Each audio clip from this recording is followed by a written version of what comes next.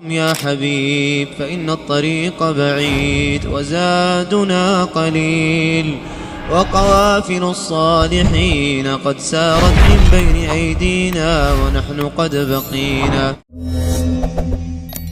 الحمد لله الذي عم برحمته جميع العباد، وأشهد أن لا إله إلا الله وحده لا شريك له شهادة أدخرها ليوم المعاد، وأشهد أن محمدا عبده ورسوله موضح طريق الهدى والسداد وقامع الجاحدين من أهل الزيغ والعناد. أما بعد، السلام عليكم ورحمة الله وبركاته. ሁላችንም ወደ አላህ ስብሓንሁ ወተዓላ እንመለስ በሚል ርዕስ ስለ ተውበት ወደ አላህ ስለመመለስ ለማየት እንሞክራለን። ተውበትን ነሱህ ወፍቋቸው ወደሱ ተመልሰው ተስተካክለው ከሚሞቱ ሰዎች አላህ ያደርገን ዘንድ ማወቅ ያለብን ነገሮችና መንገዱን ለማወቅ የሚረዱ ሐዲሶችን፣ ቁርአኖችና የሰለፎችን ንግግር እናያለን ኢንሻአላህ ተዓላ። ወንጀሎች ከአላህ ስብሓንሁ ወተዓላ የሰው ልጅን ይጋርዱታል።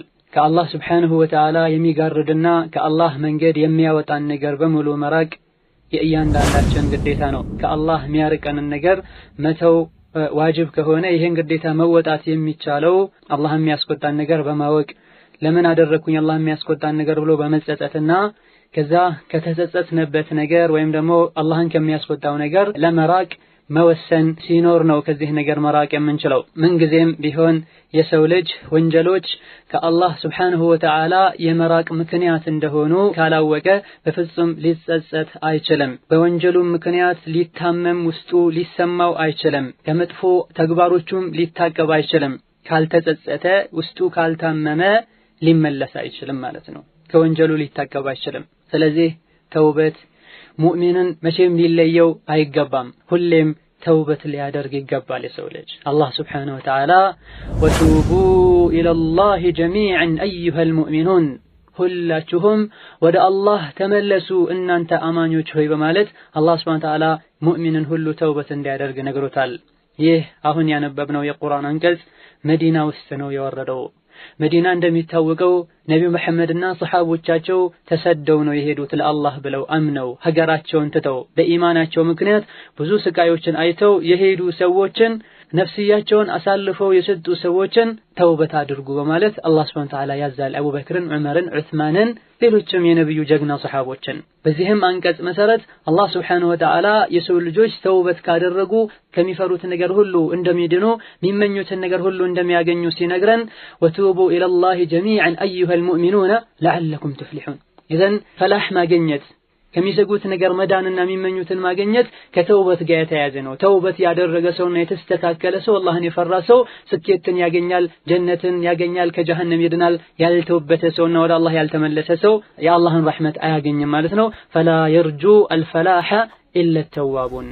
በዚህ ርዕስ ተውበት በሚለው ርዕስ ስር የምናያቸው ነጥቦች የተውበት የመጀመሪያ መንገድ የመጀመሪያ በር፣ እንዲሁም ሐቂቀቱ ተውባ ተውበት ማለት ምን ማለት ነው፣ እንዲሁም መቼ ነው አላህ የሰው ልጅን ተውበቱን ሊቀበለው የሚችለው፣ የተውበት ትሩፋቶችና ተውበትን በተመለከተ የሰዎች የአላህ ባሮች አይነት ለስንት ይከፈላሉ፣ ሰዎች የተለያዩ ክፍሎች አሉ፣ ተውበት ያደረገ ሰው በቀጣይ ምን ማድረግ አለበት የሚልና እንዲሁም ከተውበት የሚያግዱ መሰናክሎች ብለን ለማየት ኢንሻአላህ እንሞክራለን።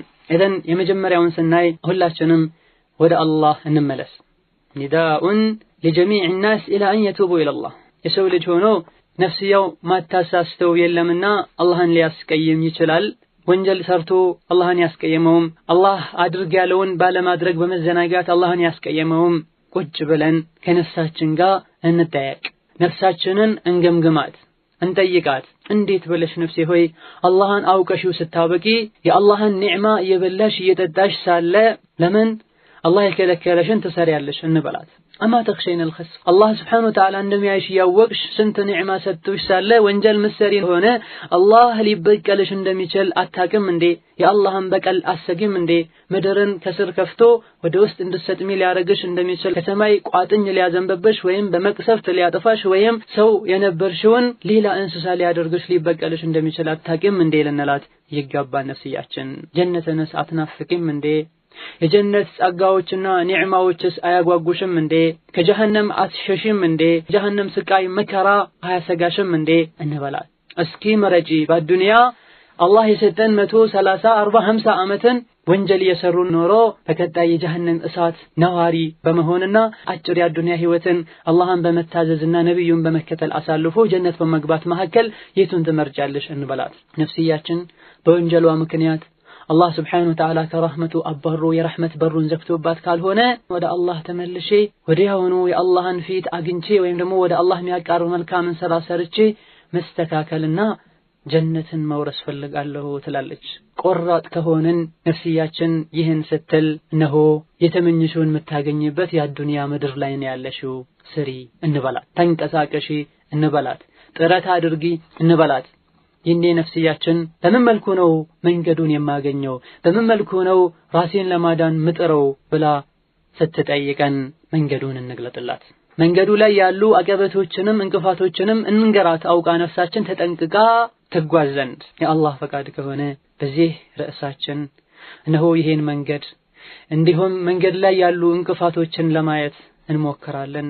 እኔንም እናንተንም ቀጥተኛው መንገድ አውቀው በሰላም ወደ ጀነት ከሚገሰግሱ ሰዎች አላህ ያድርገን።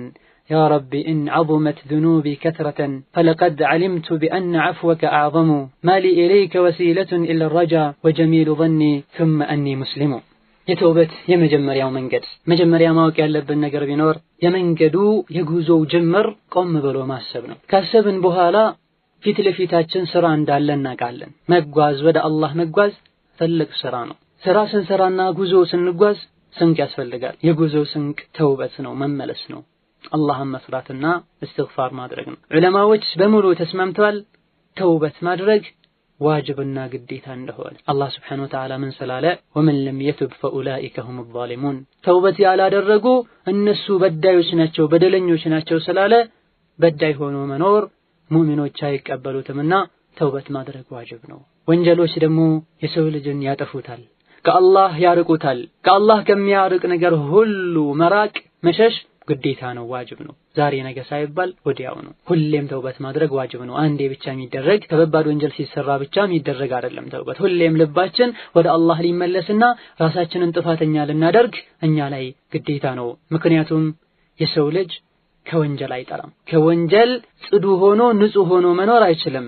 ምናልባት በአካላቱ ወንጀል ሊሰራ ይችላል። በእነዚህ አካላት ወንጀል ካልሰራ በልቡ ወንጀል ሊያስብ ይችላል። ከነዚህ ከዳነ ሸይጣን ሊጎተጉተው ይችላል መጥፎ ሐሳቦችን ውስጡ ላይ በማምጣት። ከነዚህ ከዳነ ከገፍላ ከመሰላቸት መልካም ስራን ከመስራት ወደ ኋላ ከማለት ሊድን አይችልም። ከነዚህ ሁሉ ቢድን የአላህን ዐዘማ የአላህን ልቅና የአላህን ኃያልነት ስሞቹን ባህሪዎቹን አውቆ በሚገባ ሊፈራውና ሊያከብረው ሙሉ በሙሉ አይችልም። በዚህ መንገድ ሊጠቃ ይችላል። የሰው ልጅ በሙሉ ጉድለት አለበት።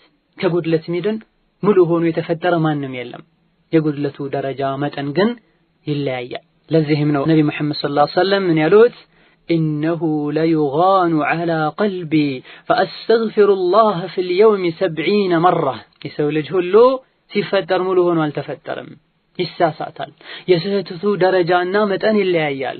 ነብዩ መሐመድ ሰለላሁ ዐለይሂ ወሰለም ልቤ ላይ የሆነ ሽፋን ነገር ይሰማኛል፣ ይህንም አላህን Subhanahu Wa Ta'ala ምህረት ጠይቀዋለሁ 100 ጊዜ 70 ጊዜ አስተግፍሩላህ ወአቱቡ ኢለይህ ረቢ እግፊር ሊ ወርሐምኒ ያልኩኝ አላህን ምህረት ጠይቀዋለሁ ይላሉ ነብዩ ሰለላሁ ዐለይሂ ወሰለም። ኢማሙ ሙስሊምና ኢማሙ አህመድ በዘገቡት ሐዲስ ነብዩ መሐመድ ሰለላሁ ዐለይሂ ወሰለም እንደዚህ ከሆኑ እኛ ምን ልንል ነው? መቼስ ነው ተውበት የምናደርገው? ሁላችንም እንወቅ ሞት በድንገት መጥቶ እንደሚወስደን። ከፊት ማስጠንቀቂያ እንደማይልክ የሞት ማስጠንቀቂያ ቢኖር ማርጀት ሊሆን ይችላል፣ መሸበት ሊሆን ይችላል፣ መታመም ሊሆን ይችላል። አብዛኛውን ጊዜ ግን ሞት በድንገት ይመጣል። ስለዚህ ተውበትን ወደ ኋላ ማዘግየት ተገቢ አይደለም። አላህ Subhanahu Wa Ta'ala ባሮቹን በሙሉ የተውበት በሩን ከፍቶ ተውበት አድርጉ ሞት ሳይመጣ በፊት፣ ተውበት አድርጉ የቂያማ ምልክቶች ሳይታዩ በፊት ተውበት አድርጉ ያለ ባሮቹን ይገፋፋል። ከዚህም አንዱ ትልቅ የሚያስደስተው በሌላ በኩል ደግሞ የሚያሰጋው የቁርአን አንቀጽና የአላህ Subhanahu Wa Ta'ala የተውበት ግብዣ ቁል ያ ዒባዲየ الذين أسرفوا على أنفسهم لا تقنطوا من رحمة الله إن الله يغفر الذنوب جميعا إنه هو الغفور الرحيم. እናንተ ባሮቼ ሆይ ወህጉንም ጥሰው ባሮቼ ይላችኋል። የአላህ ባራ ከመሆን መቼም ቅሮት የላቸውምና ግን ባህሪያቸው ምንድነው እነዚህ ባሮች አስረፉ على انفسهم ራሳቸውን በመበደል እጅግ በጣም ድንበር ያለፉ ብዙ ወንጀል የሰሩ ባሮቼ ሆይ ኑ አሁንም ባሮቼ ናችሁ ተውበት አድርጉ ከአላህ ረህመት ተስፋ አትቁረጡ አላህ Subhanahu Wa Ta'ala ወንጀል የተባለም በሙሉ ተውበት ከተደረገ ይመራልና እርሱ መሐሪና አዛኝ የሆነ ጌታ ነው ልቅ የሆነ እድል አይደለም መስፈርቶች አሉትና ወአኒቡ ኢላ ረቢኩም ወአስሊሙ ለህ ወደ ጌታችሁ ተመለሱ እጅግራችሁን ስጡት መቼ አዛብ ሳይመጣ በፊት ያኔ ምንም አይነት እርዳታን አታገኙም አዛቡ ቅጣቱ መጥቶ ያኔ ተውበት ላድርግ ብትሉ ምንም አይነት እርዳታን አታገኙም ከአላህ በኩል የመጣላችሁን ቀጥተኛውን መስመር ያዙ መመሪያውን ተከተሉ በድንገት አዛቡ ሳይመጣባችሁ በፊት የማታቁ ሆናችሁ ዘንግታችሁ ሳለ ይኔ ነፍስ ትላለች ያቁጭቴ ከሚያሾፉ ከሚሳለቁ ሰዎች ሆኜ ህይወቴን አጠፋኋት ወይኔ እንደው አላህ መርቶኝ በሆነ አላህን ከሚፈሩ ሰዎች ይሆን ነበርኩኝ ወይም ደግሞ አዛቡን በሚያዩበት ሰዓት ወደ አዱንያ መመለስ በቻልኩኝ ጥሩ ስራ ከሚሰሩ ሰዎች እሆን ነበርኩኝ ብላችሁ ማይቻል ምኞትን የምትመኙበት ጊዜ ከመምጣቱ በፊት ወደ አላህ Subhanahu Wa Ta'ala ተመለሱ ይህንም ምኞቶች ሁሉ ቢደረደሩ አላህ ዘንድ ምላሹ ምንድነው የሚሆነው በላ ተው እንዲህ በሆነ አትበይ ለምን قد جاءتك آياتي فكذبت بها ملأكتنيا متوال قرآن وردوال مكاريوش مكروال ግን ህጉን መመሪያውን አስተባበላችሁ ጣሳችሁ ስሜታችሁን አስቀደማችሁ ከካዲዎችና ካስተባባዮችም ሆናችሁ ስለዚህ ራሳችሁ ናችሁ ጥፋተኞች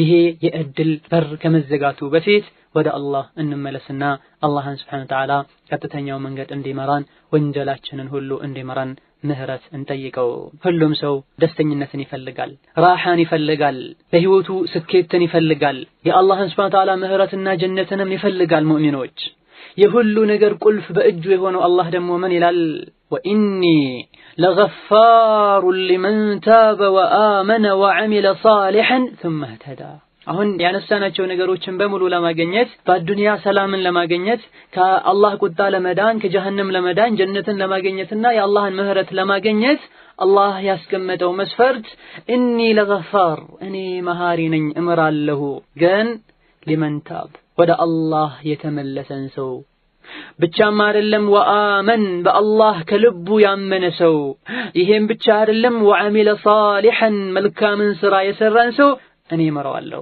ይህ ብቻም አይደለም ثم اهتدى ከዛም ባመነው ነገር በተግባሩ ላይ የጸናና ቀጥ ያለን ሰው እኔ እመራለሁ ይላል ኢዘን አላህ Subhanahu Wa Ta'ala ተውበት እንዲሁ በቀላሉ የሚሰጠው ነገር አይደለም መስፈርቶች አሉት ተውበት ማድረግ የግድ ነው መመለስ ከወንጀሉ መታቀብ ከዛ በኋላ በአላህ ማመን እሱ ኃያል ጌታ እንደሆነ ማመን ያስቀየመውን ሰው እንደሚበቀል ማመን እንዲሁም መልካም ስራ መስራት ተግባር ላይ አመል ላይ በርቱ መሆን ይህ ብቻ አይደለም ደግሞ ثم اهتدى ከዛም ቀጥ ብሎ ተስተካክሎ ጸንቶ የኖረን ሰው ነው ይመራለው እነዚህ መስፈርቶችን ካሟላን ነው አላህ ሊመራን የሚችለው ተውበት ሊያደርግልን የሚችለው ለጊዜው መልካም ስራ ሰርተን ከዛ ወደ ኋላ ምንል ከሆነ የአላህን የተውበት የማገኛ መስፈርት አላሟላንምና አላህ Subhanahu Wa Ta'ala ሊመራን የተውበት መስፈርቶችን ማሟላት አለብን ተውበት የህይወታችን ሁሉ የስኬት በር ነው የመዳኛችን ብቸኛ መፍትሄም ተውበት ነው ተውበት ሳያደርግ አላህ ዘንድ ሄዶ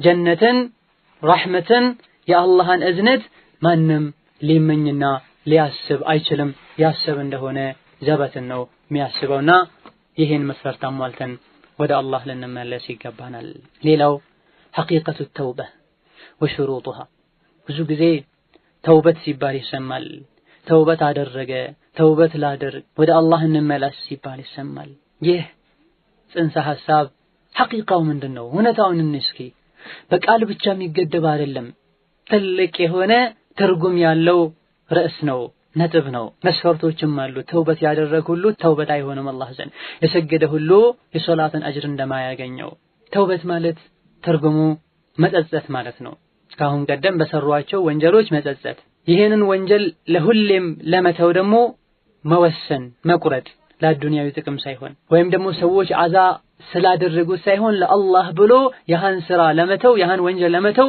መቁረጥ መወሰን ማን መስገድዶ ሳይሆን በራሱ ጊዜ ወዶ ጣረሞት ላይ ሳይደርስ ማንም ሳያስገድደው መመለስ፣ ከዛ በኋላ መልካም ስራው ብዛት መስራት። ይሄ ነው ተውበት ማለት። ከእያንዳንዱ ወንጀሎች መመለስና ወደ አላህ ንስሐ መግባት ግዴታ ነው፣ ዋጅብ ነው።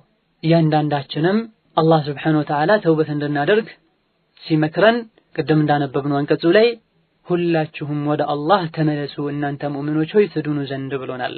በሌላኛውም አንቀጽ እናንተ ያመናችሁ ሰዎች ሆይ ወደ አላህ ተመለሱ። ምን አይነት መመለስን? ነሱህ የሆነ የተሟላ የሆነ ጥርት ያለ የሆነን ተውበት መመለስን ወደ አላህ ተመለሱ ይለናል። ተውበት ነሱህ ማለት ምን ማለት እንደሆነና መስፈርቶቹም እንደሆኑ ወደ መጨረሻ ኢንሻአላህ እናያለን። ትክክለኛ አላህ ዘንድ ተቀባይነት ያለውን ተውበት ሸርጥ ስናይ አንደኛው መስፈርቱ ኢኽላስ ነው። ተውበት ያደረግነው ለአላህ ብለን መሆን አለበት። አላህን ፈርተን መሆን አለበት። አላህን አልቀን መሆን አለበት። አላህ ዘንድ ውርደትን ፈርተን መሆን አለበት። ከአላህ ስብሐነሁ ወተዓላ ረሕመትና ከጀነት መባረርን ሰግተን መሆን አለበት። የአላህን ፊት ከማየት መጋረድን ፈርተን ሰግተን መሆን አለበት። ይህን ስናደርግም ከአላህ እገዛ እየፈለገን አላህ ዘንድ ተናንሰን ዝቅ ብለን ደካምነታችን ነግረን እጃችንን ወደ ላይ ዘርግተን የአላህ ያለን ተናንሰን እርዳታን እየፈለገን ለሱ ብቻ ብለን ተውበት ማድረግ አለብን። ሰው ጥሩ ሆነ እንዲለን ሳይሆን አዱንያዊ ጥቅምን ፈልገን ሳይሆን ውርደትን ፈርተን ሳይሆን አኺራንና አላህን ፈርተን ተውበት ማድረግ መቻል አለብን። ይህን ስናደርግም ለአላህ መተናነስ መቻል አለብን። ይሄ ይሳካልን ዘንድ ዝቅ ማለት አለብን። ያለ አላህ ምንም እንዳይደለን ራሳችንን ማወቅ ለአላህ መንገር አለብን። ይህን አስመልክቶ ኢማም ኢብኑል ቀይም ረሂመሁላህ ምን ይላል? ፈልዐብዱ ሙልቀን በይነ የደይ ላህ ወበይነ አዕዳኢሂ ሚን ሸያጢኒል ኢንሲ ወልጅን። የሰው ልጅ በአላህና በጠላቱ በሸይጣን መካከል የተጣለ ነው። የሰውና የጂኒ ሸይጣን አለ። በእነዚህ ሸይጣኖችና በአላህ መሃል ሆኖ ወደ አላህ ከተጠጋና አላህን ጠብቀኝ ካለው አላህ ይጠብቀዋል፣ አላህ ያነሳዋል፣ ሸይጣን አይደርስበትም። በአላህ ካልተጠበቀና አላህን ካልፈለገ አላህ ካልጠበቀው የሰውና የጂኒ ሸይጣኖች ይወስዱታል፣ ይጫወቱበታል፣ ከአላህ ረሕመት ይወጣል። ስለዚህ የአላህን እርዳታ እናገኝ ዘንድ አላህ ያለ አንተ ማንም የለኝም፣ ጌታዬ ሆይ ላንተ ያለ እኔ ብዙ ባሮች አሉ፣ ለኔ ግን ያለ አንተ ረዳት የለኝም፣ እባክህ ከረሕመትህ አታውጣኝ ብለን አላህን ልንለምነው ሁሌም ልንጠይቀው ልናለቅስ ይገባል። እዘን አንደኛው መስፈርት ለአላህ ብለን ተውበት ማድረግ አለብን። ሁለተኛው መስፈርት ከወንጀሉ ወዲያውኑ መታቀብ፣ ዛሬ ነገ እያለን መሆን የለበትም ማለት ነው። ከረመዳን በኋላ ረመዳን ውስጥ ሐጅ ሳደርግ ሳገባ በፍጹም ትምህርት ስጨርስ በፍጹም ስራ ሲሳካልኝ በፍጹም። ትክክለኛ ተውበት አላህ ዘንድ ወንጀል የሚያስምር ተውበት የቱ ነው? ወዲያውኑ ከወንጀሉ የታቀበን እንደሆነ ነው። ሁለተኛው መስፈርት ከወንጀል ላይ ሆነን ተውበት እናደርጋለን ብንል አላህ ሱብሓነሁ ወተዓላ ቀድመህ ከወንጀሉ ታቀብ ይለናል። ቁድስ የሆነ ሐዲስ ላይ አላህ ምን ይላል? ባሪያዬ ወደኔ አንድ ስንዝር ከመጣ እኔ ወደሱ አንድ ክንድ እመጣለሁ ይላል። ይሄን ወደ አላህ በቀረበን ቁጥር ከወንጀል በራቅን ቁጥር አላህ የበለጠ ወደኛ ይቀርባል፣ እርዳታውን ይለግሰናል። ሶስተኛው መስፈርት መጸጸት። ይሄን ለምን አደረኩኝ ብሎ መጸጸትም አንድ የተውበት መስፈርት ነው። ይህ ጸጸት በል የተውበት ሩክኑ ነው። ካልተጸጸተን ለምን ሰራሁ ብለን ካልተቆጨን ካነደመን ተውበት ማድረግ አንችልም። ወንጀሉን መዘዙን ማወቅ አንችልም። ይሄን ትልቅ የሆነ የተውበትን ሩክን ማግኘት የምንችለውና ሊገራልን የሚችለው መቼ ነው? የሰራነውን ወንጀል ክብደቱን ስናስበው፣ የአላህን ሱብሓነሁ ወተዓላ ድንበር መጣሳችንና ከአላህ መዳፈራችንን ስናስበው፣ የአላህን ሱብሓነሁ ወተዓላ ክብር፣ የአላህን ልቅናና የኛን የአደባችንን ማነስ ስናስበው፣ እንዲሁም የነፍሳችንን ደካማነት ስናስብ፣ የነፍሳችንን ያለ አላህ ማንም እንዳሌላትና እንደምትዋረድ ስናቅ፣ የውርደት ሁሉ መንስኤው ነፍስያችን የምታመጣው ከአላህ መዳፈር ሰበቡ እሱ እንደሆነ ስናቅና አላህ የዛታቸው ዛቻዎች በሙሉ እውነት እንደሆኑ ስናቅ ይሄ ጸጸት የሚባለው ነገር ውስጣችን ላይ ይፈጠራል። የተውበት መሰሶ የተውበት ሩክን መሰረት የሆነው ጸጸት እነዚህ ነገሮችን ስናቅ ውስጣችን ላይ ይፈጠራል። አላህን ማላቅ ማለት ምን ማለት ነው?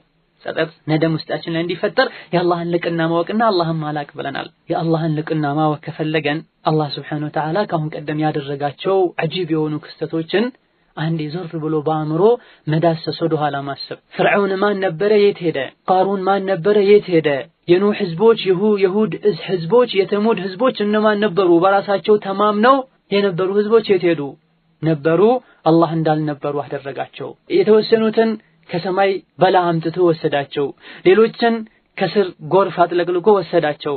ሌሎችን በጅብሪል ክንፍ ወደ ሰማይ አውጥቶ ገልብጦ ጣላቸው፣ እንዳልነበሩ ሆኖ። ብዙ አጂቦች አለ። ፍርዓውን ደግሞ ያሾፍበት በነበረው ወንዝ ሰምጦ እንዲሞት አላህ ሱብሓነሁ ወተዓላ አደረገው። ይሄን ቁድራውን እንወቅ። እነዚህ ሰዎችን ያጠፋው አላህ ምስኪኑን እኔንስ በወንጀል ካገኘን ሊያጠፋኝ አይችልምን እንበል። ሌላው አላህን እንድናለቅ ከሚያደርገን አንዱ የወንጀሉን ትንሽነት አኒ ወንጀሉን አትስሩ ብሎ ህጉን የጣስነው የአላህን ትልቅነት ማየት አለብን። ለዚህ ነው ቢላል ኢብኑ ሰዓድ የሚባለው ረዲየላሁ ዐንሁ ወረሂመሁ ምን ይላል? ላ ተንظር ኢላ ሲገሪ الخطيئة የሰራኸውን ወንጀል ትንሽነቱን አይደለም ማየት ያለብህ፣ ነገር ግን ህጉን የጣስከው የአላህን ትልቅነት ነው ማየት ያለብህ። ታላቁ አላህ ከሆነ የከለከለው ትንሽም ብትሆን ትልቅ ነው። በዘመናችን ያለው ትልቁ ሙሽኪላ ትልቁ ወንጀል ሰው ልጆች ላይ የአላህ ክብር ከልባቸው ጠፍቷል፣ አላህ የመረጣቸው ሲቀሩ። ከዚህ የከፋውና አስቀያሚው ደግሞ አብዛኛው ሰው ወንጀል ሲሰራ ነው ደስታ የሚሰማው። ይሄ የውርደት ሁሉ ውርደት የዝቅጠት ሁሉ ዝቅጠት ነው። እንዴት ተብሎ አላህን ያስቀየሙ ራህና ደስታ ሰላም ማግኘት ይቻላል? ፈላ ኢላሃ ኢላላህ። ሰዎችን እንፈራለን፣ አላህን አንፈራም። ሰዎችን እናከብራለን፣ አላህን አናከብርም። ከአላህ ግን ምንም አይነት ሐያ ውስጣችን ላይ አይኖርም። አላህን ናቅነው፣ ችላ አልነው፣ አላህ እኛንም ንቆ ችላ አለን። ነስአሉላህ ሰላመተ ወልዓፊያ። قال الله تعالى يستخفون من الناس ولا يستخفون من الله وهو معهم إذ يبيتون ما لا يرضى من القول وكان الله بما يعملون محيطا. كسوچ يششغالو يدبقالو ወንጀል ሲሰሩ ከአላህ ግን ሱብሓነሁ ወተዓላ አይሸሸጉም፣ አይደበቁም፣ አይሰተሩም። እርሱ እነሱ ጋር ሆኖ ሳለ የሚያረጉትን ነገር ሁሉ ያካበበና የሚያውቅ ሆኖ ሳለ ከአላህ አይደበቁም፣ ከሰዎች ይደበቃሉ። ከአላህ መደበቅ መቼም አይቻልም። ወንጀል አለመስራት ማለት ነው ከአላህ አለመደበቅ ማለት። አላህ ልቡ ላይ ያለ ሰውና አላህን በልቡ የሚያከብር ሰው የአላህ ድንበርም ልቡ ላይ የተከበረ ይሆናል። የአላህን ድንበር አይጥስም። ስለዚህ ወንጀልን እንርቅ ዘንድ የአላህ ክብር ውስጣችን ላይ ይኖር። አላህ ሱብሓነሁ ወተዓላ ማለኩም ላ ተርጁነ ሊላሂ ወቃራ፣ ምን ነው አላህን ሱብሓነሁ ወተዓላ ለምን አታከብሩትም? ለምን አታልቁትም? ለምን አላህን ለመፍራት ለማክበር አታስቡም? የሚለውን አንቀጽ አስመልክተው ሲናገሩ ሐሰን አልበስሪ ምን ይላሉ ረሂመሁላህ? ማለኩም ላ ተዕሪፉነ ሊላሂ ሐቀን ወላ ተሽኩሩነህ፣ ለምን ለአላህ እናንተ ላይ ሐቅ እንዳለው ለምን አታቁም? ለምን አታመሰግኑትም? ለአላህ ሐቅ አለው፣ ሁሌም እሺ ልንለው፣ ሁሌም ልናመሰግነው እኛ ላይ ሐቅ አለው። ይህን ሐቅ ልንወጣ ይገባል። የዚህ የቁርአን አንቀጽ ማዕናው ምን ማለት ነው? አላህን እውነተኛ ብትወዱት ብታቁትና ብታከብሩት ትታዘዙት ነበረ፣ ታመሰግኑት ነበረ፣ ድንበሩንም አጥሱም ነበረ። አላህን ሱብሓነሁ ወተዓላ መታዘዝ ዋጅብ ነው፣ ግዴታ ነው። ወንጀሎችን መራቅም ሆነ ወንጀሎችን መዳፈር ለአላህ በልባችን ባለን ክብር መሰረት ነው የሚሆነው ማለት ነው። ነደም ጸጸትን ውስጣችን ላይ ለመፍጠር አንደኛው የአላህን ልቅና ማወቅና ወንጀልን መናቅ እንዳሌለብን ከሆነ ሁለተኛው ነፍስን ማወቅ አላህን ማወቅ የተያዙ ናቸው። እነዚህ ሁለቱ ነገሮችን ስናያይዛቸው ምን ይፈጠራል? አላህን ማክበር፣ ራስን የአላህ ባሪያ ማድረግ፣ ራስ ማስተናነስ ይፈጠራል ማለት ነው። የነፍስያችን ስርዓቷን ስናስይዛትና አደብ ስናስገዛት እንጂ መስራትም መድከምም ሊጠቅመን አይችልም። አላህን የምንዳፈር ከሆነና ነፍስያችን አደብ ካልያዝን። አብዛኛው ሰው አልፎ አልፎ ምን ሲል ይሰማል? ቀልቢ ደርቋል፣ እንደ ድንጋይ ሆኗል ሲባል ይሰማል። ሆኖም ሳለ ግን የደረቀውን ልቧን ለማርጠብና ለማለስለስ ጥረት አያደርጉም። በል በራሱ ተማምኖ ሲጎርርና ስትጎርር ይሰማሉ። ይሄ ማይበቃ እውቀት ማወቅ ነው። የነፍስያችን ምንነት በሚበቃ መልኩ አላወቅንም። ابن القيم رحمه الله من قالوا وأسفاه من حياة على غرور وموت على غفلة ومن منقلب إلى حسرة وقجتاችን ራሳችንን ያታለለን የምንኖር ሰዎች፣ ሞትን ዘንግተን ሳለ በድንገት ሞት መጥቶ የሚወስደን ሰዎች፣ መጨረሻ ላይ ጸጸት የተሞላበት የስቃይ ሀገር ሳንዘጋጅ መጓዛችን ምንኛ ያሳዝናል። ኢብኑ ጀውዚም ምን ይላሉ በበኩላቸው? አንተ ምንም መልካም ስራ ሳሰራ ጀነትን ምትመኝ ተውበትን ያሰበ እድሜህን ዝም ብለህ በተስፋ ብቻ እድሜህን የምትጨርስ ስለ ዱንያ ስታወራ ችልተኛ ትመስላለህ። ግን አዱንያን ስትሰራ ረጅም ጊዜ እንደሚኖር ሰው ሁሌም እዚህ እንደሚዘወትር ሰው ሆነህ ትስገበገባለህ። ከአዱንያ ትንሹ አይበቃህም። ብዙም በልተህ አትጠግብም፣ ብዙም ሰብስበህ አትረካም። ሞትን ትጠላለህ። ወንጀልህ ብዙ ስለሆነ ወንጀሎችህ ላይ ወንጀል መሆናቸውን እያወቅህ እዛው ትቀጥልበታለህ። ነፍስህ በምትጠረጥረው ነገር ታሸንፈሃለች። አንተ ግን እርግጠኛ በሆንከበት ነገር አታሸንፋትም። እንደምትሞት እርግጠኛ ነህ። ሞቶ ጀነት እንዳለ ጀሃነም እንዳለ እርግጠኛ ነህ። በዚህ ነገር ነፍስህን አታሸንፋትም። ነገ ግን አዱንያ ልቸገር እችላለሁ፣ ልራብ እችላለሁ ብለህ በግምት ብቻ ነፍስህ ታሸንፈሃለች። ወንጀል ትሰራለህ፣ ወንጀል ትሰሪያለሽ። ወላ ተዕመሉ ሚነል ዐመል ማ ፈሪደ ዐለይክ። ርዝቅን ለማግኘት አዱንያን ለማግኘት ትስገበገባለህ። አላህ ዋጅብ ያደረገብህን መልካም ስራ ግን ከመስራት ወደ ኋላ ትላለህ። የሰዎችን ወንጀል ብዙ አድርገህ ያየህ የራስህን ወንጀል ትንቃለህ፣ ትንሽ ነው ትላለህ። እደን ይሄ የኛ ችግር ነው። ሌላው አሁንም ጸጸት እንዲኖር ውስጣችን ላይ እንዲፈጠር ከሚረዱን አንዱ ተስዲቁል ወዒድ፣ አላህ የዛተው ዛቻ በሙሉ እንደሚከሰት፣ አላህ የዛተው ዛቻ በሙሉ እውነት እንደሆነና የሚከሰት ነገር እንደሆነ ማወቅ ውስጣችን ላይ ጸጸት እንዲፈጠር ያደርጋል። አንተ ተውበት የምታስብ ጀሃነም አንድ ጥግ ላይ ታስረህ ወንጀል የሰራ ሰው ተውበት ሳያደርግ የሄደ ሰው ጀሃነም አንድ ጥግ ላይ ታስሮ እያለቀሰ እየጮኸ በሮቹ ተዘግቶ ከላይ ከታች ከግራ ከቀኝ በእሳት ተከቦ ጀሃነም ድቅድቅ ያለች የምታስፈራ ጨለማ ሆና እዛ ውስጥ የሚያስጫውት ጓደኛ የለም፣ የሆድን የሚነግሩት የሚያማክሩት ወዳጅ የለም፣ የሚያሳርፍ እንቅልፍ የለም፣ ትንፋሽ ማስወጣት ማስገባት የለም፣ ከዚህ ሁሉ ስቃይ የሚገላገል ሞት የለም። ከዕብ ረዲየላሁ ዐንሁ ምን ይላል? ሰው ልጆች ጀሃነም ገብተው የጀሃነምን ስቃይ ሲቀምሱ ለዚህ ጀሃነምና ስቃይ ያበቃቸውን ወንጀላቸውን አስታውሰው እጃቸውን ይበሉታል ይላል። እስከ ተከሻቸው ድረስ እጃቸውን በልተው ይጨርሱታል። يقول الله سبحانه وتعالى ويوم يعض الظالم على يديه يقول يا ليتني اتخذت مع الرسول سبيلا يا ويلتى ليتني لم أتخذ فلانا خليلا በዳይ የነበረ ሰው በዱንያ ስሜቱን ሲከተል ሸይጣንን ሲያስደስት ህይወቱን በሐራም በወንጀል ጨርሶ አላህ ዘንድ ሱብሓነሁ ወተዓላ የሄደ ሰው የሥራውን ውጤት ሲያይ በንዴት እጆቹን አስሩንም ጣቶቹን ከቶ የሚበላበትን ቀን አስታውስል አላህ ሱብሓነሁ ወተዓላ በቁጭት በነዳማ ቁጭት ማይጠቅምበት ቀን ላይ ተቆጭቶ እጆቹን የሚበላበትን ቀን አስታውስ። ምን ነው የመልእክተኛውን መንገድ በተከተልኩኝ፣ ምን ነው ከሙእሚኖች ጋር በሆንኩኝ፣ ምን ነው ያ መጥፎ ጓደኛዬን ባልያዝኩት ከሱ ጋር ባልተዋወቅኩኝ የሚልበትን ቀን አስታውስ። ምንም አያደርግም ያኔ መቆጨትና መጸጸት። ከአላህ ረሕመት በር ሊመልሰን በሩን ሊዘጋብን የሚችልን ወንጀል አስታውሰን የአላህ የዛተው ዛቻ ሊከሰት እንደሚችልም አውቀን እንመለስ። የአዱንያን ደስታ መርጠው ተውበት ማድረግ እንዳለበት አውቆ ተውበት ሳያደርግ ሳይመለስ በዛው ሞት ሊወስደው የሚችል ሰውን አላህ ስብሓነሁ ወተዓላ ሲያስጠነቅቅ ምን ይላል? إن الذين لا يرجون لقاءنا ورضوا بالحياة الدنيا واطمأنوا بها والذين هم عن آياتنا غافلون أولئك مأواهم النار بما كانوا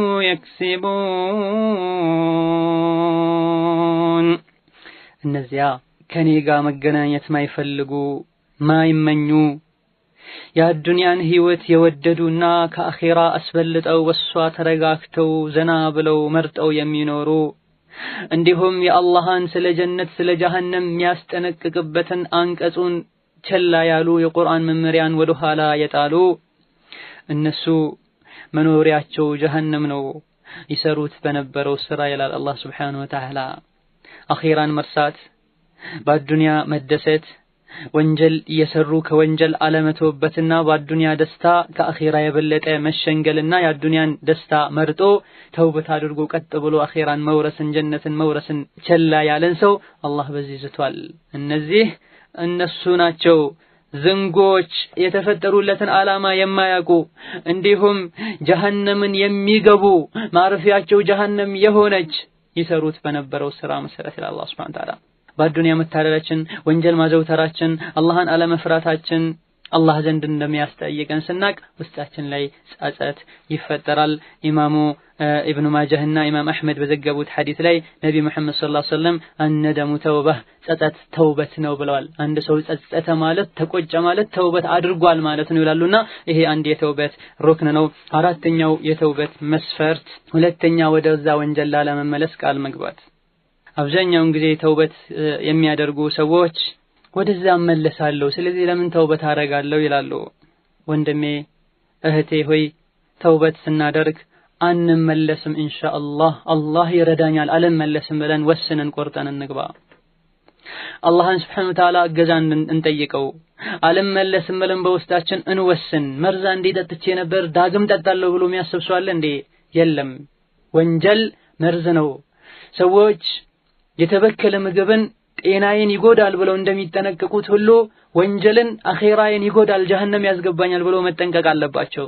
ወንጀል ነው። ወደዛ ለመመለስ መታሰብ የለበትም። ሸይጣን አንዳንዴ ያዳክማል። አትመለሽ ብዙ ወንጀል ሰርተሃል ስለዚህ ምን ያደርግልሃል ከእንግዲህ ብሎ ያዳክመናል። እጅ ልንሰጥ አይገባም። ለአላህ የሚሳነው ነገር የለም። ቅድም አንብበናል ሁሉንም ወንጀል አላህ ምራለው ብሏል። እንመለስ። ሁለተኛ ላለመመለስ ወደ ወንጀሉ ቃል እንግባ። አላህን እርዳታ እንጠይቀው። እርግጠኛ ሆነን ቆራጥ ሆነን አንመለስም ብለን ተውበት እናድርግ። لا يمل الله حتى تملوا كما رواه البخاري እኛ ተውበት ከማድረግ እስካልቦዘንን ድረስ አላህም ከመማር አይቦዘንምና ተውበት እናድርግ። ወደ አላህ እንመለስ። ከሸርጦቹ አንዱ የመጨረሻው ሸርጥ እዚህ የጠቀስነው ዐዝም መኖር አለበት። ላለመመለስ መወሰን፣ ለምን አደረኩኝ ብሎ መቆጨት፣ ሁለተኛ ወደዛ አልመለስም ብለን ቃል መግባትና ያን ነገር ለምን ሰራሁ ብሎ መጸጸት፣ ወዲያውኑ መታቀብና ለአላህ ብለን መሆን አለበት። እነዚህ የተውበት መስፈርቶች ናቸው። ከሰው ሐቅ ጋር የተያያዘ ከሆነ የዛን ሰው ሐቁን መመለስ እዘን ይሄ የተውበት መስፈርት ነው። ይሄን መስፈርት ያሟላ ተውበት ያደረገን እንደሆነ አላህ Subhanahu Wa Ta'ala ተውበታችንን ይቀበለናል። طيب መቼ ነው አላህ ተውበትን የሚቀበለው? ተውበት ትልቅ ስጦታ ነው። ለየት ያለ የአላህ ስጦታ ነው። የሰው ልጅ ቢሆን አንድ ሰው ካስቀየመው አንዴ ከተቀየመ ከተናደደ ከወሰነ ያን ሰው ፊቱን ማየት አስጠላኝ ፊቷን ማየት አስጠላኝ ሌልና ልትል ትችላለች። አላህ ግን እንደ ሰዎች አይደለም። ይረዝቃቸዋል ወንጀል ይሰሩበታል። ጤና ይሰጣቸዋል ሐራም ይሰሩበታል። ስልጣን ይሰጣቸዋል ወንጀል ይሰሩበታል። ገንዘብ ይሰጣቸዋል ለተለያየ ለሐራም ያወጡታል። አላህ ግን እንደ ሰዎች ቢሆን ምድር ላይ አንድም ተንቀሳቃሽ ባልኖረ ነበር። ባደረገው ነገር ሁሉ የያዘ የሚበቀልም ቢሆን ምድር ላይ አንድም ሰው ባልኖረ ነበር። አላህ ግን አፊላል ይመራል። አንዳንዶቹን ደግሞ ወንጀሉን ያጠራቅምላቸዋል ጀሃነም ላይ የሥራቸውን እንዲያገኙ። ታዲያ ይሄ እድል እስከ መቼ ነው ያለው የሚለውን ስናይ መታ ተቅበሉ ተውባ ኢማም ኢብኑ ቁዳማ ረሂመሁላህ ምን ይላሉ? የተውበት መስፈርትን ካሟላና ከልቡ ከተመለሰ ወደ አላህ አንድ ሰው ተውበቱ ትክክለኛ ይሆናል፣ አላህም ይቀበለዋል። ምክንያቱም አላህ ምን ብሏል? وهو الذي يقبل التوبة عن عباده ويعفو عن السيئات ويعلم ما تفعلون። አላህ Subhanahu Wa Ta'ala ማለት እርሱ ነው የእናንተ ጌታ፣ ያ ተውበትን የሚቀበል የምሰሩትን ነገር ሁሉ የሚያውቅ ጌታ ነው፣ ለባሮቹ ይቅርታ የሚያደርግ ጌታ ነውና አላህ Subhanahu Wa Ta'ala ተውበቱ መስፈርቱን ካሟላ ይቀበላል። ሐዲስም ላይ ነብዩ ሰለላሁ ዐለይሂ ወሰለም ይላሉ إن الله يقبل توبة العبد ما لم يغرغر كما أخرجه أحمد وحسنه الألباني። አንድ ሰው ጣር ይዞት ገርገራ እስካልጀመረው ድረስ አላህ Subhanahu Wa Ta'ala ተውበቱን ይቀበለዋል ብለዋል ነብዩ ሰለላሁ ዐለይሂ ወሰለም። መስፈርቱ ከተሟላና ጣረሞት ላይ ደርሶ ካልሆነ እንዲሁም የቂያማ ምልክቶች ታይተው ካልሆነ አላህ Subhanahu Wa Ta'ala ተውበቱን ይቀበለዋል። ሩሑ ጉሮሮ ላይ ከደረሰች በኋላ ልቡን ስለሚስት የሚያደርገውን ስለማያቅ ተጨናንቆ ስለሆነ ተውበት የሚያደርገው እዛ ከደረሰች በኋላ ግን አላህ ተውበቱን አይቀበለውም። አላህ Subhanahu Wa Ta'ala ይሄን እድል ገድቦ ነው ያስቀመጠው ማለት ነው። ወንጀል ሲሰራ ቆይቶ ሞትን ሲያይ አንድ ሰው ቢተውበት አላህ አይቀበለውም። የቂያማ ምልክትን ሲያይ ቢተውበት አላህ አይቀበለውም። እንዲሁም አላህ ቁርአን ላይ ምን ይላል? ሱረቱ ኒሳ ላይ ወለይሰት التوبة للذين يعملون السيئات ተውበትማ ይህ ተውበት የተባለ ትልቅ ማዕረግ ለነዚያ ወንጀል ሰርተው ልክ ሞት መጥቶ ሲይዛቸው አሁን ተውብቻለሁ ለሚሉ ሰዎች አይደለም። ተውበትን ባለማወቅ ወንጀል ሰርተው ወዲያውኑ ወደ አላህ ተመልሰው ለሚስተካከሉ ሰዎች ነው አላህ የሚያድለው ይለናል። يوم يأتي بعض آيات ربك لا ينفع نفسا إيمانها የቂያማ ምልክት ሲመጣ የሞት ምልክት ሲመጣ ሞትን ሲያዩት ተውበት ለሚያደርጉ ሰዎች አላህ ተውበታቸውን አይቀበላቸውም ብለዋልና ተውበት የተወሰነ ጊዜ አለው። እደን እነዚህ ምልክቶች ሲመጡ ለምንድነው ተውበት ተቀባይነት ማያገኘው? ወዶ አይደለም ተውበት ያደረገው ይህ ሰው፣ ወዶ አይደለም ያመነው፣ ወዶ አይደለም የጸጸተው፣ የሚያየው ነገር አስገድዶት ነው ማለት ነው። አማራጭ ሲያጣ መንገዱ በሩ ሲዘጋበት ነው ተውበት ያደረገው። እዚህ ደረጃ ላይ ሳንደርስ ተውበት ያደረገን እንደሆነ አላህ Subhanahu Wa Ta'ala ተውበቱን ይቀበለናል። እደን ከዚህ የምንረዳው ምንድነው? ጊዜ ካለቀ በኋላ ተውበት ማድረግ አላህ ዘንድ ተቀባይነት የለውም። ሞት ሲመጣ ተውበት ማድረግ ተቀባይነት የለውም። حتى إذا حضر أحدهم الموت قال رب ارجعون لعلي أعمل صالحا فيما تركت ጣርሞት በያዛቸው ጊዜ ጌታዬ ሆይ መልሱኝ ወደ ዱንያ ይላሉ መልካም ስራ ሰራ ዘንድ። አላህ ምን ይላል? አይሆንም በፍጹም ዝም ብለህ የሚወራ ወሬ እንጂ ይሄ ዋጋ ያለው ወሬ የሚሰማ የሚደመጥ ወሬ መልስ የሚሰጠው አይደለም። ከበስተፊታቸው ብዙ አደጋ የሚጠብቃቸው ናቸው እንዲህ አይነት ሰዎች። አላህ ተውበታቸውን አይቀበላቸውም። እዚህ ጋር ፍርዓውንን ማስተዋስ እንችላለን። የተውበት ጊዜውን በሙሉ አበላሽቶ ሙሳ መክሮት ሃሩን መክሮት ብዙ ተአምሮችን አይቶ ሳይሰልምና እጅ ሳይሰጥ ቀርቶ መች ነው ተውበት ያደረገው? ጣር ሲይዘው ባህር ውስጥ ከሰጠመ በኋላ ሲሰጥምና ስቃውን ሲያይ ተውበት አደረገ። አላህ ዘንድ ምንም አልጠቀመውም። በጊዜ ተውበት ማድረግና ፈጥነን ከወንጀል መታቀብ ግዴታችን ነው። ተውበቱ ተስተካክሎ መስፈርቶቹ ተሟልቶ በጊዜው ከተደረገ አላህ Subhanahu Wa Ta'ala ተውበቱን ከተቀበለው የሰው ልጅን ወንጀል ጨርሶ ይሰርዝለታል። ወንጀሉን ከትልቅ ቢሆን ለዚህም ነው አላህ Subhanahu Wa Ta'ala የተለያዩ ወንጀል የሰሩ ሰዎችን ማንንም ሳይለይ ተውበት አድርጉ ይላል። አላህ Subhanahu Wa Ta'ala ልጅ አለው ያሉ ሰዎችን አስመልክቶ አፈላ يتوبون إلى الله ويستغفرونه والله هو الغفور الرحيم አላህን Subhanahu Wa Ta'ala አይቶብቱም እንደ ወደሱ ምህረት አይጠይቁትም እንደሱ መሐሪና አዛኝ የሆነ ጌታው እኮ ነው ለአላህ ልጅ አለው ካሉ በኋላ ማለት ነው። ሽርክም የሰሩ ሰዎችን ወደ ተውበት ነው የሚገፋፋው። ያ ኢባዲ الذين اسرفوا على انفسهم ወንጀል የተባለን ሁሉ ያድበሰበሱ ባሮቼ ሆይ ኑ ተውበት አድርጉ እያለ አላህ Subhanahu Wa Ta'ala ይጣራል። በልሄ ብቻ አይደለም አስሐቡል ኡኽዱድ ቁቲለ አስሐቡል ኡኽዱድ የአላህ ባሮችና ሙእሚኖችን ጉርጓድ ቆፍረው እዛ ጉርጓድ ውስጥ እሳት አንደደው ከአላህ መንገድ ውጡ ክፈሩ ብለው ሲያሰቃዩ የነበሩ ሰዎች ነበሩ። የከፈረን ሰው የተው ያልከፈረን ሰው እዛ ጉርጓድ እዛው እሳት ውስጥ ያሰቃዩ ሙእሚኖችን የጨረሱ ሰዎች ነበሩ። እነዚህ ሰዎችን ራሱ አላህ ምን ይላል?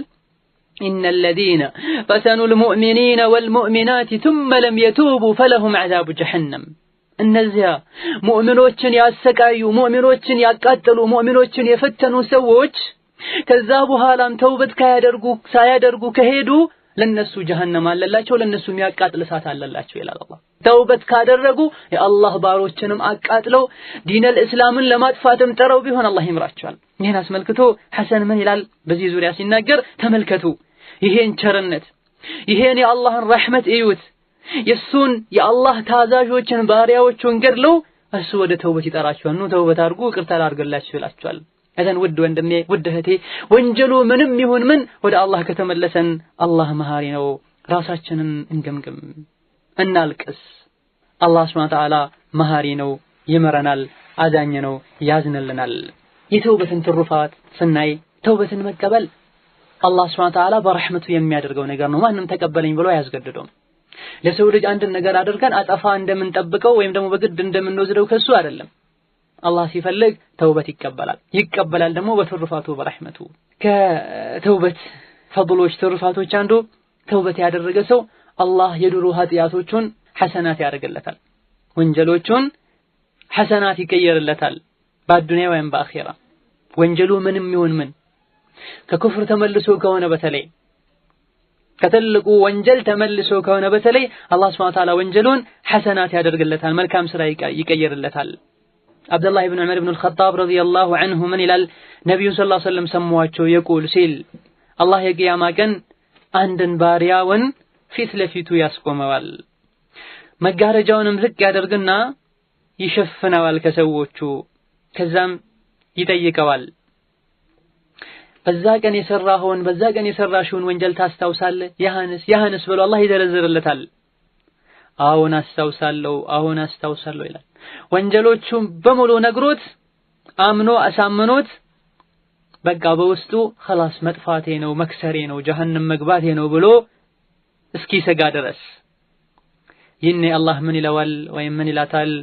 በአዱንያ ሰትሬልሃለሁ ተውበት አድርገህ ይቅር ብዬሃለሁ ሰትሬልሃለሁ፣ ዛሬ ደግሞ ወንጀልህን ምርሃለሁ ይለዋል አላህ ይላሉ ነብዩ ሰለላሁ ዐለይሂ ወሰለም። ከዛም የሥራ መዝገቡን በቀኝ እጁ ይሰጠዋል። በቀኝ እጅ መሰጠት የእድለኝነት አንዱ ምልክት ነው። ከዛ በኋላ ወደ ጀነት እንዲገባና እነዚያ ወንጀሎቹ በሐሰናት እንዲተኩለት ሌሎች ወንጀሎችም አሉ ብሎ ሁሉ እስኪናገር ድረስ አላህ ማዕረግና ክብርን ጀነትን ይሰጠዋል። ሙናፊቅ ከሆነ ተውበት ሳያደርግ ሄዶ ከሆነ ካፍር ከሆነ አላህ ሱብሓነሁ ወተዓላ በሰዎች አጠገብ ለምን ወንጀል ሰራህ በዚህ ቀን በዚህ ሰዓት ብሎ አላህ ያዋርዳቸዋል። እነዚህ ናቸው የአላህን አንቀጽ ያስተባበሉ፣ እነዚህ ናቸው በዳዮች። አላ ለዕነቱላሂ ዐለ ዛሊሚን፣ የአላህ እርግማን በደለኞች ላይ ይሁን በማለት ህዝብ በተሰበሰበበት አላህ ጠርቶ ያዋርዳቸዋል። ተውበት ማድረግ አንዱ ፈዲላው ይሄ ነው። አላህ ይምራል፣ ከውርደት ይጠብቃል። መጥፎውንም በመልካም ተቀይሮለት ምሬሃለሁ ሂድ ጀነት ገባ ብሎ በቀኝ እጁ መዝገቡን ሰጥቶ ወደ ጀነት ይሸኘዋል። አተር ላይ ምን ይባላል? በተቀረው ህይወትህ መልካምን ነገር ስራ ያለፈው ሁሉ ይሰረዝልሃል። ቁርአንም አላህ ምን ይላል? ሱረቱል ፉርቃን ብዙ ነገር ከዘረዘረ በኋላ ወላ የዝኑን ወመን የፍዐል ዛሊከ የልቀ አሳማ፣ የአላህ ባሮች ነፍስን ማይገድሉ በአላህ ማያጋሩ ከዝሙትን የማይቀርቡ ናቸው። ይሄን ያደረገ ሰው ትልቅ ወንጀልን ሰርቷል፣ ጀሃነም ይገባል። ተውበት ያደረገ ሰው ሲቀር ይላል አላህ ሱብሓነሁ ወተዓላ ፈኡላኢክ፣ ይሄንማ መስፈርት ያሟሉ ሰዎች አላህ ወንጀላቸውን በመልካም ይቀይርላቸዋል። አላህ መሐሪና አዛኝ የሆነ ጌታ ነው፣ ይቅርታ አድራጊ ጌታ ነው። ተውበት ያደረገ የተስተካከለን ይመራል። ሐዲስ አልቁድሲ ላይ አላህ ምን ይላል? የብነ አደም የሰው ልጅ ሆይ አንተ እኔን እስከለመንከኝ እስከተገዛኸኝ ተስፋ እስካረግክ ድረስ ወንጀልህን ምርሃለሁ በማለት አላህ ሱብሓነሁ ወተዓላ ቃል ገብቷል። አንተ የሰው ልጅ ሆይ ወንጀልህ ሰማዩን ቢደርስ የሰማይ ደመና ቢደርስ ወደ እኔ ከተመለስክ ምርሃለሁ፣ ከምንም አልቆጥረውም። አንተ የሰው ልጅ ሆይ ምድርን የሚሞላ ኃጢአት ይዘህ ብትመጣ ሽርክ እስካላሻረክ ድረስ ከባዱን ሽርክ እስካልሰራህ ድረስ ወንጀሎችህን ምልሃለሁ፣ ምድርን የሚሞላ ምህረትና ህዝነትን ለግሰሃለሁ ሰጠሃለሁ ይላል አላህ ሱብሓነሁ ወተዓላ። ይሄም አንድ የተውበት ፈዲላ ነው። ከማ አኽረጀሁ ተርሙዚ ወሰሐሐሁ አልአልባኒ። ኢማም አሕመድ ከአቡ ሰዒድ በዘገቡት ሐዲስ ላይ ሸይጣን ለአላህ ይለዋል፣ ጌታዬ ሆይ ባንተ እምላለሁ የሰው ልጆችን ከማጥመም ወደ ኋላ አለም ነፍሳቸው አካላቸው ላይ እስካለች ድረስ ብሎ ሲምልና ሲዝት አላህ ምን ይላል? በራሴ እምላለሁ እነሱን ከመማርና ለነሱ ይቅርታ ከማድረግ ወደ ኋላ አለም እስትግፋር እስካደረጉና ተውበት እስካደረጉ ድረስ ይላል አላህ ሱብሓነሁ ወተዓላ። ኢዘን ይሄ ትልቅ ፈዲላ ነው ማለት ነው። ሰፍዋን መርፉዕን በምዕራብ በኩል አንድ በር አለ። ስፋቱ 40 ዓመት ወይም 70 ዓመት ርቀት የሚያስኬድ አንድ በር አለ። አላህ ሱብሓነሁ ወተዓላ ሰማይን የፈጠረ ቀን ነው የፈጠረው፣ ክፍት አድርጎ ትቶታል። ተውበት የሚያደርጉ ሰዎችን ተውበት የሚቀበልበት ነው። ይሄም አይዘጋም ፀሐይ ከመጥለቂያው እስክትወጣ ድረስ፣ ፀሐይ ከመጥለቂያው እስካልወጣች ድረስ ይሄ በር አይዘጋም። ኢማሙ አልአልባኒ ሐሰን ያሉት ሐዲስ ነው። ከተውበት ጥቅሞች አንዱ በዱንያም ሆነ በአኺራ ክብር፣ የሰው ልጅን ክብር ይጠብቃል። አላህ ዘንድ ተቀባይነት ያገኛል። ተውበት ያደረገ ሰው ሰዎች ዘንድም ይወደዳል። አኺራውም አዱንያም ይስተካከልለታል። ቀልቡ እረፍት ያገኛል። ጭንቅና ጣጣን ገምን አላህ ያነሰለታል። ቀልቡ በኖርና በብርሃን ይሞለለታል። ወንጀሎችን ማሸነፍ ይችላል። የሚከብዱ ነገሮችን አላህ ያገረለታል። መልካም ስራ ይገረለታል። ብቸኝነትና ጭርታ ብስጭት ውስጡ ላይ ይሰማው የነበረው ዋህሻ ይወገድለታል። ስጋትና ሞትን መፍራት ይጠፋል ከውስጡ። ያኒ ሁሌ መልካም ስራ ሰርቶ መፍራት ሳይሆን አንዳንዴ ወንጀል እየሰሩ ውስጥ ላይ ሽብር አላህ ለቆበት አደጋ የሚፈራ ሰው አለ። እንዲህ አይነቱን አደጋ መፍራትና መስጋት አላህ ያስወገድለታል። አዱንያን ንቆ ቸላ ብሎ ትቶ ለሷ መስገብገብን ይተዋል። ለአኺራና ለጀነት ስራ ሲሽቀዳደም አላህ ሱብሓነሁ ወተዓላ በሩን ይከፍትለታል። የኢማንን ጣዕም እንዲቀምስ አላህ ያደርገዋል። አቅሉ ገንዛቤው ልቦናው ይሰፋል፣ ማሰብ ይችላል። አላህና የአላህ ባሮቹም ይወዱታል። እንዲሁም በመተውበቱ ምክንያት አላህ ይደሰታል። ባሪያው ተውበት ሲያደርግ አላህ ይደሰታል። ከግራና ቀኝ መልካም ስራውን መጥፎ ስራውን የሚጽፉ መላእክቶችም መልካም ሲሰራ ይደሰታሉ፣ ዱዓም ያደርጉለታል። አርሽን የሚሸከሙ የተከበሩ መላእክቶች ለዚህ ሰው ተውበት ያደርጉለታል፣ ለዚህ ሰው ምህረትን ይጠይቁለታል። አላህ ሱብሓነሁ ወተዓላ እንዲመራው አላህን ይጠይቃሉ። ይሄ ትልቅ ፈዲላ ነው። ይሄ ትልቅ ትሩፋት ነው። ይሄን አስመልክቶ አላህ Subhanahu Wa Ta'ala ምን ይላል? እነዚያ አርሽን የሚሸከሙ ከአርሽ ዙሪያም ያሉ አላህን ከምስጋና ጋር ያጠሩታል፣ በሱም ያምናሉ። ለነዚያ ላመኑ ሰዎች አላህ ምህረትን ይጠይቃሉ። አላህን ጌታችን ሆይ ረህመትህ ሁሉን የሰፋ የሆንክ ጌታ ነህ፣ ዕውቀትህም ሁሉን የሰፋ የሆንክ ጌታ ነህ። እባክህ ለነዚያ ተውበት ላደረጉና መንገድህን ለተከተሉ ሰዎች ምህረትህን ለግሳቸው፣ ከጀሃነም ቅጣትም ጠብቃቸው እያሉ የአላህ የተከበሩ መላእክቶች አላህን ምህረት ይጠይቁለታል፣ እስትግፋር ያደርጉለታል። ይህ በአዱንያ ሲሆን ሊሞት አካባቢ መላእክቶች በጀነት ያበስሩታል። ከአዱንያ ከመከራ ከስቃይ ሀገር ወደ ጀነት እንደሚሸጋገር ይነግሩታል። የቂያማ ቀን ደግሞ ሰዎች በስቃይ በመከራ በላባቸው ሲጥለቀለቁ በአላህ በአርሽ ጥላ ስር አላህ ያደርገዋል። አላህን ፈርቶ ነውና ተውበት ያደረገው። ከትክክለኛ ተውበት ካደረጉ ሰዎች ከሆኑ አላህን ፈርቶ ነውና የተመለሰው አላህን ከሚፈሩ ከሙተቆች ጋር ወደ ቀኝ ይዘውት ወደ ጀነት ይሄዳሉ። ይሄ የአላህ ትሩፋት ነው። يؤتيه من يشاء والله ذو الفضل العظيم الله ለመረጠው ሰው ልቡን ንጹህነት አውቆ መጸጸቱን አውቆ ለመረጠው ሰው የሚሰጠው እድል ነው። አላህ እድሉን ከሰጣቸው ሰዎች ያደርገን።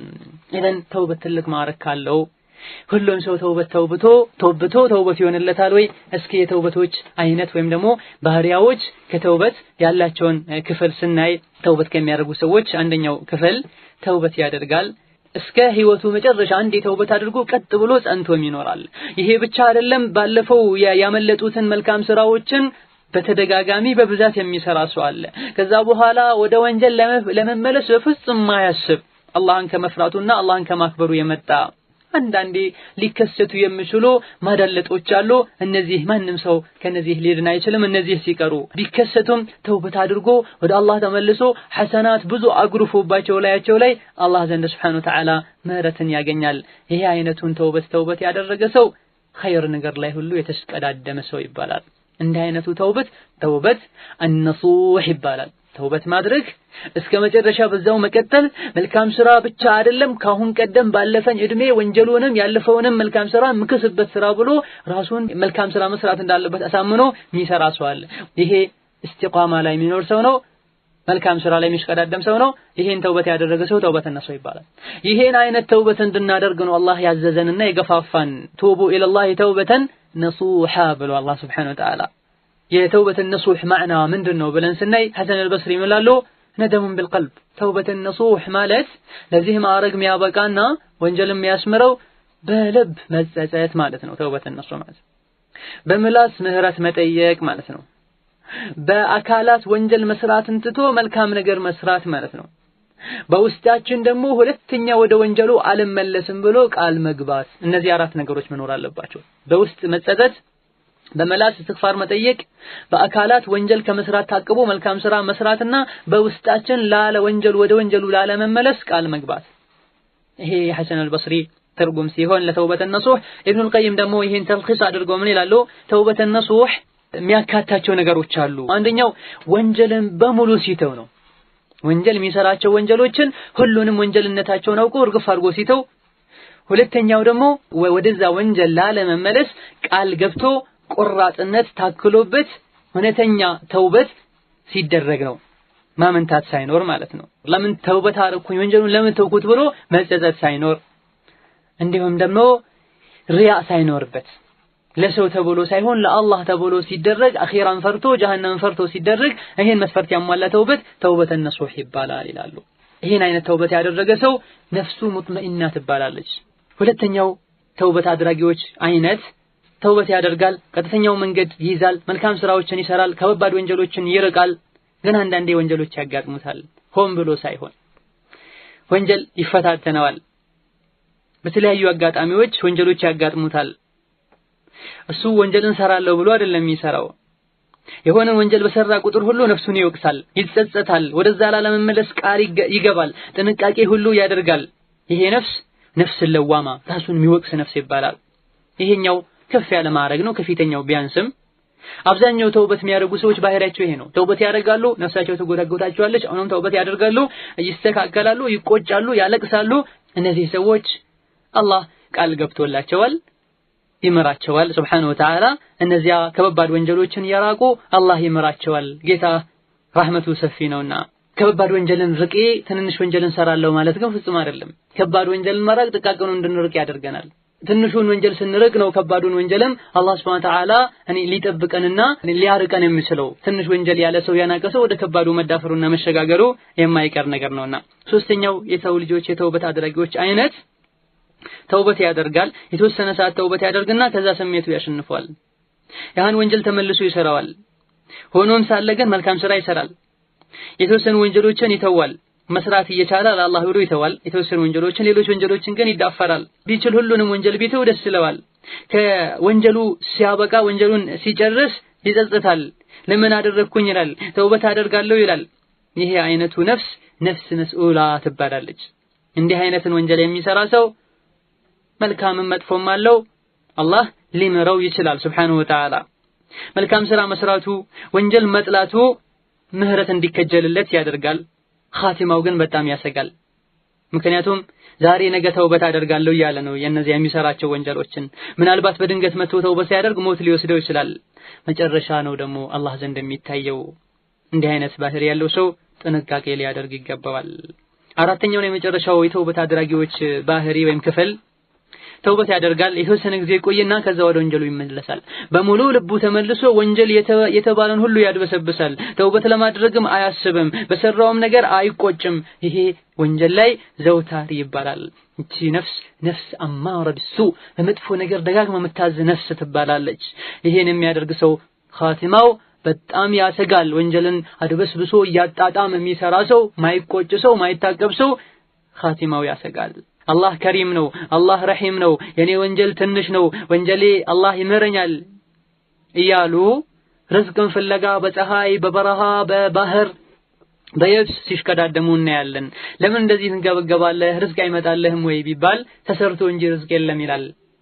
እዚህ ጋር ማወቅ ያለበት ያን እንዳወቀው ሁሉ ተሰርቶ ተስተካክሎ እስትግፋር አድርጎ እንጂ ተውበት የለም፣ ምህረት የለም። አላህ ሱብሓነሁ ወተዓላ ወኢኒ ለገፋሩን ሊመን ታብ ተውበት ላደረገ ላመነና ለተስተካከለ ሰው ነው፣ መልካም ስራ ለሰራ ሰው ነው ምምረው ብሏልና ይሄ ነገር መታወቅ አለበት። ተውበት አደረገ አንድ ሰው አላህን ፈራ፣ ባደረገው ነገር ተቆጨ፣ ቀጣይ ወደዛ እንደማይመለስ ቃል ገባ፣ ተስተካከለ። በቀጣይ ምን ማድረግ አለበት? መልካም ስራ ላይ መበርታት አለበት። ካሁን ቀደም የሰራቸውን እኩይ ተግባሮቹን ያስታወሰ መጸጸትና ማልቀስ፣ ምህረት መጠየቅ አለበት። በብዛት መልካም ስራ መስራት አለበት። ወንጀሎቹና ካሁን ቀደም የነበሩ ኃጢያቶችን ይሰርዝለት ዘንድ በምላስ የሚደረግ መልካም ስራ አለ፣ በልብ የሚደረግ መልካም ስራ አለ፣ በአካል የሚደረግ መልካም ስራ አለ። እንደ አቅሙና እንደ ተመቸው በቀልብ የሚደረገው አላህን ማክበር፣ አላህን መፍራት፣ አላህን ማላቅ፣ በምላስ እስትግፋር ማድረግ፣ ዝክር ማብዛት፣ ራሴን በድያለሁ ብሎ ለአላህ መናገር፣ ረቢ ኢኒ ዘለምቱ ነፍሲ ፈግፊር ሊ፣ ጌታዬ ራሴን በድያለሁ ማረኝ ማለት። ነብዩ ሰለላሁ ዐለይሂ ወሰለም ማንኛውም ሰው ወንጀል ሰርቶ ውዱ አድርጎ ውዱን አሳምሮ ወደ ቂብላ ዞሮ ሶላት የሰገደ እንደሆነ ከዛም እስትግፋር ያደረገ እንደሆነ አላህ ሱብሓነሁ ወተዓላ ወንጀሉን ይመረዋል ይላሉ ነብዩ ሰለላሁ ዐለይሂ ወሰለም። ከማ خرجه احمد والنسائي وحسنه الامام الالباني رحمه الله تعالى። ተውበት ካደረገን በኋላ አንድ ትልቁ ችግር ምንድነው? ተውበት አድርጎ መሃል ላይ መቅረት ይታያል ብዙውን ጊዜ። ተውበት ካደረገን ያሃን ወንጀላችንን ያለፈውን ወንጀላችን አላህ ምሮናል አልማረንም የምናውቀው ነገር የለም። ስለዚህ ምን ማድረግ አለብን? ሌላ ጊዜ ከሚሰማን ስጋት የበለጠ አሁን ሊሰማን ይገባል፣ ተቀበሎኛል አልተቀበለኝም በሚል። ስለዚህ የበለጠ መጠናከር አለብን፣ የበለጠ መልካም ስራ ላይ መሽከዳደም አለብን ማለት ነው። በአካል የሚሰሩ ብዙ ስራዎች አሉ። ሰደቃ መስጠት፣ ሰላተል ጀማዓ መስገድ፣ የተቸገረን ሰው ለመርዳት መንቀሳቀስ ወዘተ እንዲህ አይነት መልካም ስራዎችን ለመስራትም ጥረት ማድረግ ተውበት ያደረገ ሰው ሊያደርጋቸው ከሚገቡ ነገሮች ነው። ታዲያ ይህን ካወቀን ለምን ተውበት አናደርግም? አላህ ሱብሓነሁ ወተዓላ ተውበትን ሁሉ የሚቀበል ነው። የፈለገውን ወንጀል የሰራ ሰው ይሁን ተውበት አድርጎ አጥፍቻለሁ ብሎ አላህን መጥቶ ይቅርታ ከጠየቀው የማይመረው ሰው የለም። ሐዲስ ላይ አንድ ግለሰብ 99 ሰው ገደለና ተሰማው፣ ተውበት ማድረግ ፈለገ። እስኪ ዓለም ሰው ጋር ምሩኝ ጥያቄ መጠየቀዋለኝ ብሎ መሩት። ዒልም የለውም ዝም ብሎ ግን ዒባዳ ያደርጋል። ሰዎች ዓለም ይመስላቸዋል፣ ወደዛ ላቁት። ከበደው በጣም እንዴት 99 ሰው ገድለህ እንዴት እምርሃል አላህ አይምርህም አለው። ወደሱ እጁን ሰነዘረና ገድሎት 100 ሞላ። ተጸጸተ፣ አሁንም ተቆጨ በጣም። ሌላ ዓለም ጋር እስኪ ምሩኝ አለ። ዓለም ጋር ሄደና ሲጠይቅ ማነው ባንተና በተውበት በር መካከል ግርዶሽ የሚሆነው? አላህ ሱብሓነሁ ወተዓላ ሁሉንም ወንጀሎችን ይምራል፣ ተውበት አድርግ አለው። ገና ተውበት ስታደርግ ይሄን ሀገር ለቀህ ብትወጣና ሌላ እገሌ የሚባል ሀገር ሄደህ ከነዚያ ሰዎች ተቀላቅለህ ዒባዳ ብታደርግ ጥሩ ነው ላንተ ብሎት ተውበት አድርጎ ሀገሩን ለቆ ወደ እነዚያ ሰዎች እየሄደ ሳለ መለከል መውት መጣ። አጀሉ ደረሰ፣ መሃል ላይ ሞተ። ይሄኔ መላእክቶች ተጣሉ። የረሕመት መላእክቶችና የዓዛብ መላእክቶች ተጣሉ። የሚቀጡ መላእክቶች ወንጀል ሲሰራ ቆይቷል፣ ምንም የሰራው መልካም ስራ የለም፣ እኛ ነን የምንወስደው እያሉ የረሕመትና የጀነት መላእክቶች ደግሞ እኛ ነን የምንወስደው፣ ተውበት አድርጓል፣ ቀልቡ ወደ አላህ ተመልሷል፣ ይሄን ሁሉ መንገድ ርቆ መጥቷል፣ መልካም ስራ ፈልጎ ጥሩ ሰዎችን ፈልጎ፣ ስለዚህ እኛ ነን የምንወስደው። አላህ ሱብሓነሁ ወተዓላ ምን አደረገ?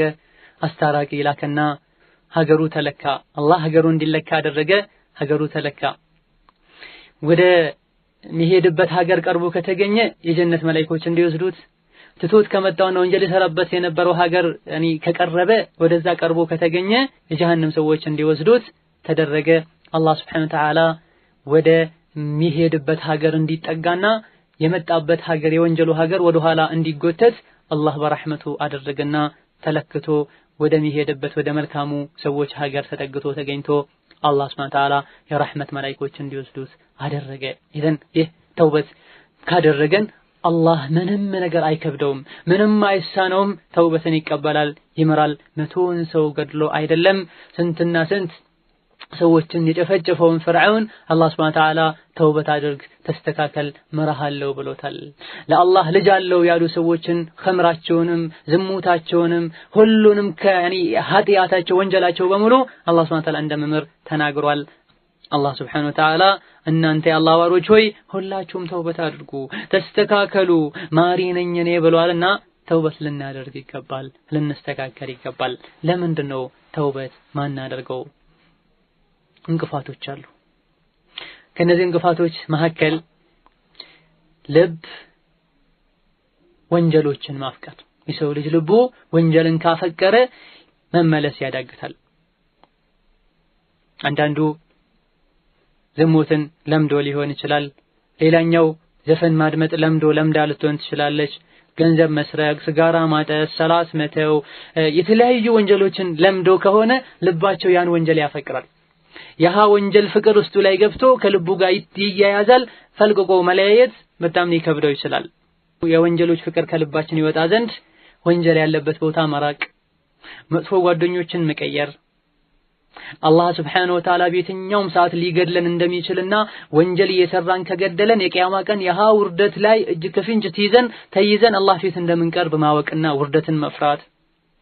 ዛሬ ነገ ሞታለሁ የምለው ነገር ከውስጣችን አሁን ልሞት እችላለሁ የምል ነገር ውስጣችን ላይ ሁሌ መኖር። በወንጀል ልንደሰት አይገባም፣ አላህ በድንገት ሊገድለን ይችላልና።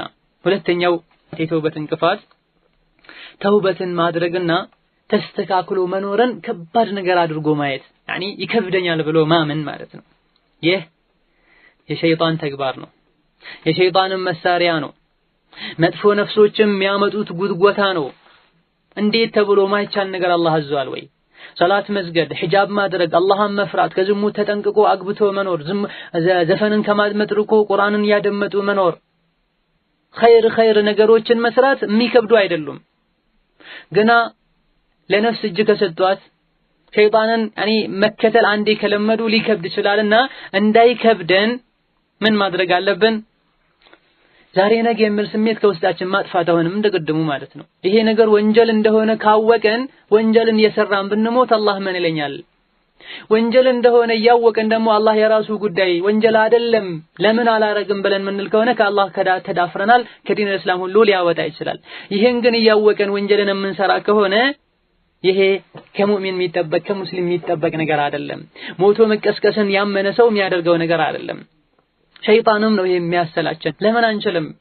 አዱንያ ማንችለው ነገር የለም። ሁሉን ነገር እየሞከረን በሰላት ቀጥ ማለት በሂጃብ ቀጥ ማለት ምላስን ከሐራም ከነሚማ ከውሸት ከሐሜት ጠብቆ መቆየትና አላህ የሚወዳቸው ባሮችን ባህሪ ለማሟላት መጣር ምንም የሚከብድበት ነገር የለም። ሸይጣን ነው የሚያደርገው። ይሄን ችግር ለመቅረፍ ዛሬ ነገ የሚል ስሜት ከልባችን እናውጣ። አሁኑኑ ወደ አላህ መመለስ አለብኝ፣ አሁኑኑ ሞት ሊመጣ ስለሚችል እንበል። አላህ Subhanahu Wa Ta'ala የማይቻል ነገር አላዘዘምና። ዕለሞች ምን ይላሉ? አንድን ወንጀል እየሰራ ወንጀል መሆኑን አውቆ ዛሬ ነገ የሚል ሰው ምሳሌው ቤቱ በርጋ የሚያስቸግር ዛፍ አግኝቶት ዛሬ ነቅሏለሁ ነገ ነቅሏለሁ እያለ እሱ ስር የሰደደ ዛፉ እየተጠናከረ ይሄ ሰውየው ደግሞ እየደከመ እንደሚሄድ ነው ይላሉ። በሩ ጋር ያለው አስቸጋሪ ዛፍ አሁን ተገኝቶ አሁን ቢነቀል በቀላሉ ይነቀላል። እሱም ስራ አይሰድም። መንቀል የፈለገውም ሰው ጉልበቱ ሳይደክም መንቀል ይችላል። ዛሬ ነገ ነቅሏለሁ ካለ ደግሞ እሱ ስር እየሰደደ ይሄዳል፣ እየጠነከረ ይሄዳል።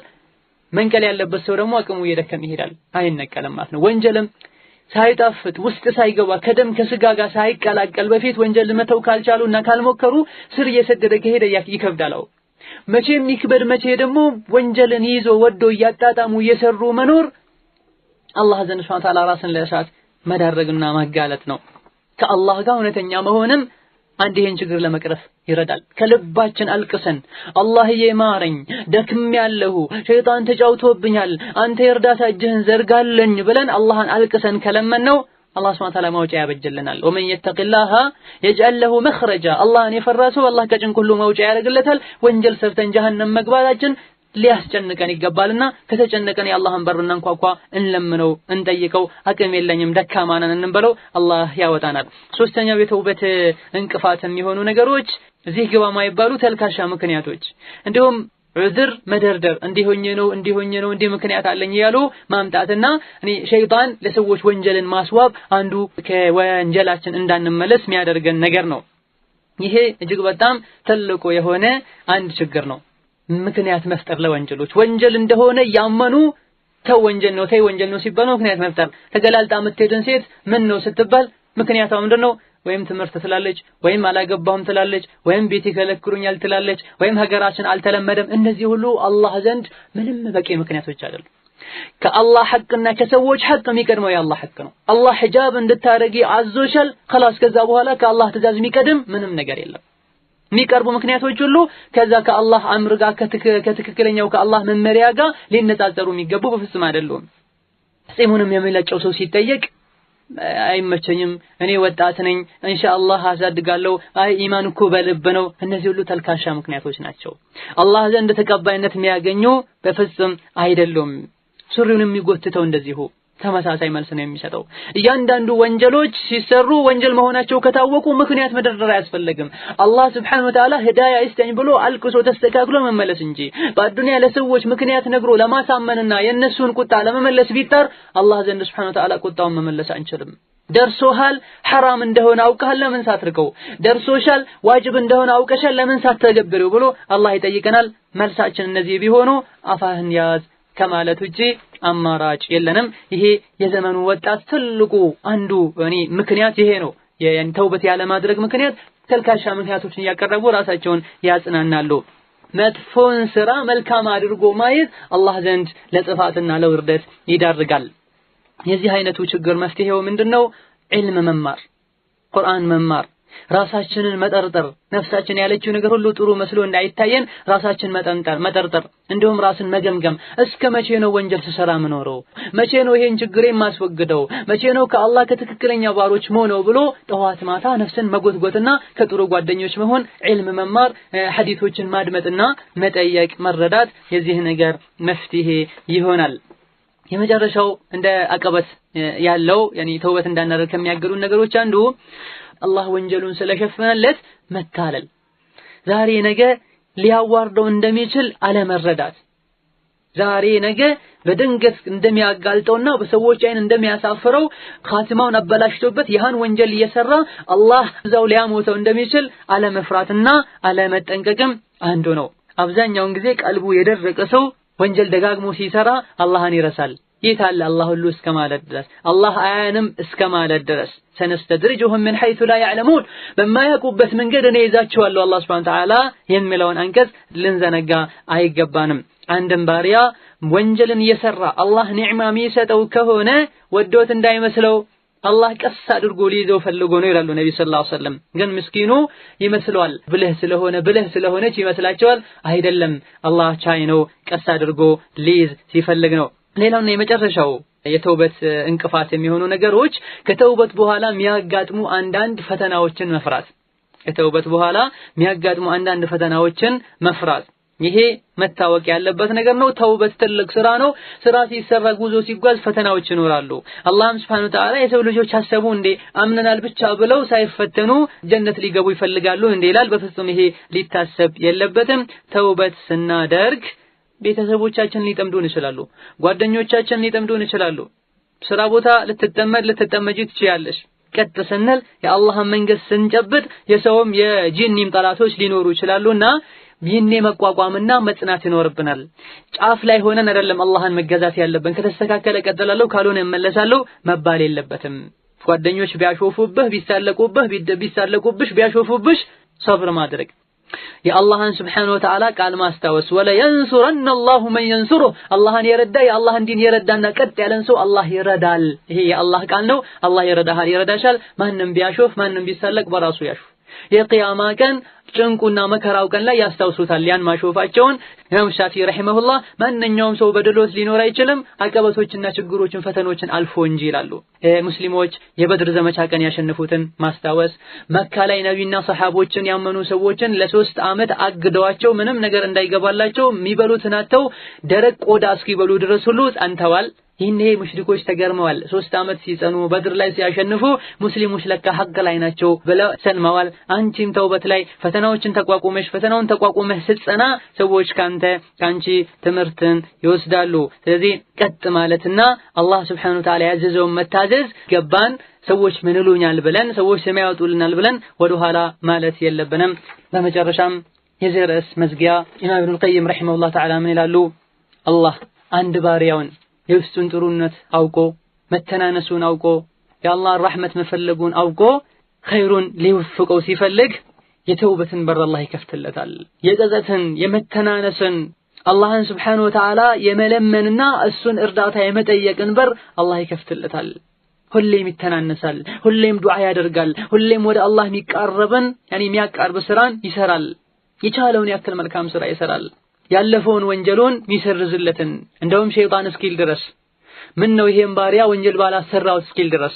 ለምን የሃችን ወንጀል በመስራቱ ምክንያት ወንጀሉን ያስታወሰ ሁሌ ያለቀሰ ሁሌ የጸጸተ ተውበት ያደረገ ዱዓ ያደረገ በመኖሩ ምክንያት አላህ ጀነት ያስገባዋል። ይሄን ሸይጣን ይናደዳል። ያችን ወንጀል በማሰራቴ ነው ተውበት አድርጎ ተስተካክሎ የተሻለ ጠንካራ ሆኖ ጀነት እንዲገባ ያደረኩት ብሎ ለምን አሳሳትኩት ብሎ ሸይጣን እስኪናደድ ድረስ። ለዚህም ነው ሰለፎች ምን ይላሉ? ኢነል ዐብደ አንድ ባሪያ ወንጀል ይሰራል፣ በዛ ወንጀሉ ምክንያት ጀነት ይገባል። አንድ ሰው መልካም ስራ ሊሰራ ይችላል፣ በዛ መልካም ስራው ምክንያት ጀሃነም ሊገባ ይችላል ይላሉ። ምን ማለት ነው ይሄ? መልካም ስራ ሰርቶ በዛ መልካም ስራው ኩራት ተሰምቶት እዩልኝ ከታከለበት አኺራው ሊበላሽበትና ጀሃነም ሊገባ ይችላል። አንድ ሰው ደግሞ ተሳስቶ መጥፎን ስራ ወንጀልን ሰርቶ አላህ ዘንድ Subhanahu Wa Ta'ala ምህረት ለማግኘት ብሎ አልቅሶ ተናንሶ መልካም ስራዎችን በብዛት ሰርቶ ሁሌ ወንጀሉን እያስታወሰ እያለቀሰ አላህን እርዳኝ ማረኝ እያለ ይኖራል። በዚህ ወንጀል ምክንያት ዒባዳው ዲኑ ተጠናክሮ ጀነት ይገባል። ወንጀል ሊጠቅመው ቻለ ማለት ነው። አንዲት ወንጀል የኸይር በር ስራ ከፍታለት። ግን ማን ነው የሚያውቀው ይሄን? አንዴ ወንጀል ሰርቼ ከዛ ተውበት አደርጋለሁ እንዲባል አይደለም። በዱንያ ላይ ስኬትም ሆነ ሰላምም ሆነ ደስታም ሆነ የለም ተውበት በማድረግ እንጂ ወደ አላህ በመመለስ እንጂ መልካም ስራዎችን ስንሰራ ያለፈው ወንጀላችን እንዲሰረዝልን ያኔ ወንጀል ስንሰራ ያመለጡን መልካም ስራዎች እንዲተኩልን በቀጣይ አላህን Subhanahu Wa Ta'ala እንድናስደስት ኻትማችን እንዲስተካከልልን ተብሎ መልካም ስራዎች በብዛት እየተሰሩ ሁሌም ወደ አላህ መመለስ የግድ ይለናል። ሁሉም ዑለሞች ይስማማሉ አላህ Subhanahu Wa Ta'ala አንድን ሰው ለስኬት አበቃው ማለት ሁሌም ያለ አላህ እኔ ምንም አይደለሁም ብሎ እንዲያምን አደረገው ማለት ነው ይላሉ። ሁሌም ያለ አላህ ካሌለኝ እኔ ለቅጽበት መኖር አልችልም፣ ሁሉ ነገሬ በአላህ እጅ ነው አለው ብሎ ሙሉ በሙሉ ለአላህ ራሱን የሰጠ ሰው አላህ ለስኬት ታቁቶታል፣ አድሎታል።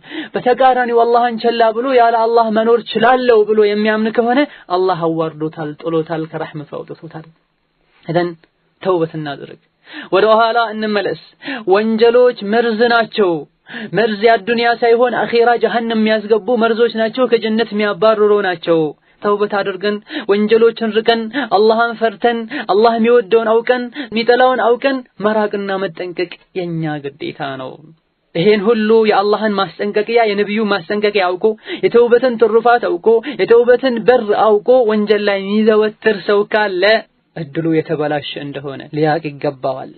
የዱንያ ጊዜያዊ ደስታን ከጀነት አስበልጦ መኖር የሚፈልግ ካለ አላህ የሚለውን ይስማ ተስማ።